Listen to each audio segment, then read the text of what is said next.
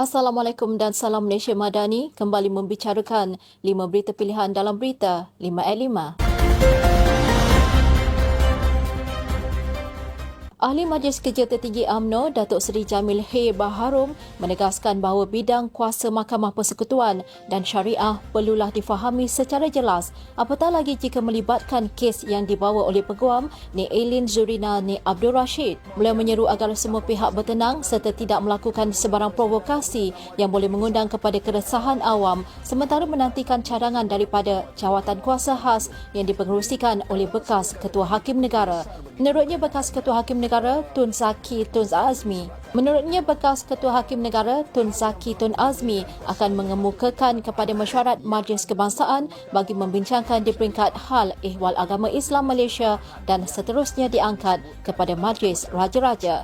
Jelasnya semua pihak perlu diseru agar menghormati keputusan Mahkamah Persekutuan dan mendukung perlembagaan persekutuan sebagai undang-undang utama negara.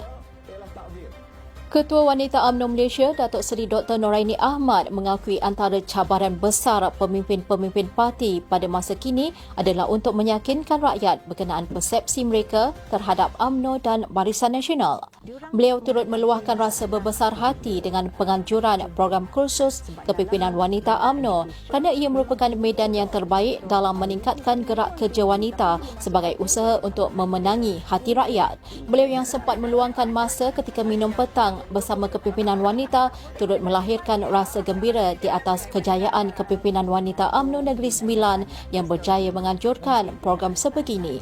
Baginya, program seperti ini bukan sahaja dapat merapatkan ukhuwah tetapi juga dapat menjadi medan perbincangan dan percambahan idea bagi memantapkan lagi gerak kerja wanita menyantuni rakyat dan ahli di akar umbi. Turut hadir dalam program tersebut ialah Ketua Wanita UMNO Negeri Sembilan, Puan Seri Bibi Sharliza Muhammad bertempat di Akademi Kenegaraan Jalan Belame, Kuala Lumpur. Pengurus Besar Lebuh Raya Pantai Barat, Syed Muhammad Aidit berkata, Undang-Undang Keselamatan Cyber sangat penting sebagai panduan kepada pembangunan teknologi Artificial Intelligence secara bertanggungjawab dan dipercayai. Beliau berkata kerajaan perlu melihat sama ada undang-undang berkaitan teknologi kecerdasan buatan atau Artificial Intelligence perlu dirangka atau sebaliknya kerana undang-undang tersebut dilihat mampu menangani pelbagai isu yang tercetus terutamanya membabitkan ketenteraman awam. Baginya, dengan adanya polisi dalam Akta Keselamatan Cyber ini akan membenarkan kerajaan dan penguatkuasaan untuk menjaga rakyat dari segi hak, harta benda dan keselamatan manusia. Beliau berkata demikian pada program Hitam Putih Kelabu, teknologi AI rampas peluang pekerjaan bersama panel Naib Presiden Malaysian Bumi Putra Training Providers Azman Tahir pada Isnin lalu. Sementara itu, Azman Tahir turut berpendapat keselamatan cyber juga penting dalam ekonomi negara, khususnya membabitkan pelaburan asing yang ingin menjalankan perniagaan di Malaysia.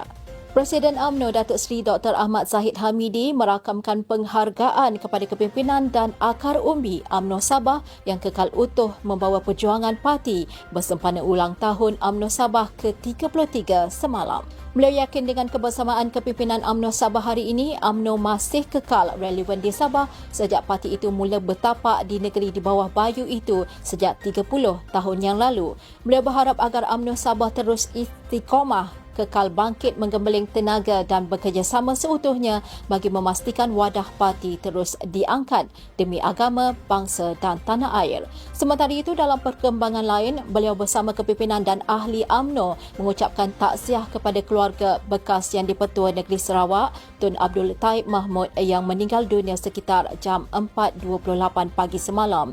Beliau menyifatkan pemergian Allahyarham adalah satu kehilangan besar kepada negara, khususnya kepada rakyat Sarawak atas sumbangan besar yang telah diberikan di peringkat nasional. Ahli Majlis Kerja Tertinggi UMNO, Datuk Dr. Muhammad Fuad Zakashi mempersoalkan kenyataan bekas Perdana Menteri Tun Dr. Mahathir Mohamad mengenai konflik kepentingan pengerusi Suruhanjaya Siasatan Diraja RCI bagi kes Pulau Batu Putih. Beliau menegaskan yang bekas Perdana Menteri itu tidak perlu takut dan gentar dengan penubuhan Suruhanjaya Diraja bagi kes Pulau Batu Putih jika merasakan dirinya tidak bersalah. Menurut beliau, Tun Mahathir sepatutnya lebih bertanggungjawab dengan memberikan kerjasama sepenuhnya supaya rakyat faham mengapa negara telah kehilangan tanah di lokasi yang sangat strategik. Media melaporkan pada 14 Februari lalu yang di-Pertuan Agong Sultan Ibrahim telah memperkenankan penubuhan RCI bagi mengkaji pengendalian perkara berkaitan kes kedaulatan Batu Putih, Batuan Tengah dan Tubir Selatan berkuat kuasa serta-merta. Sekian dari saya, Kaslinda Abdul Kadir. Jangan lupa temu janji kita Isnin hingga Jumaat jam 5 petang. 5 berita pilihan hanya di Berita 5 at 5. Assalamualaikum dan salam Malaysia Madan.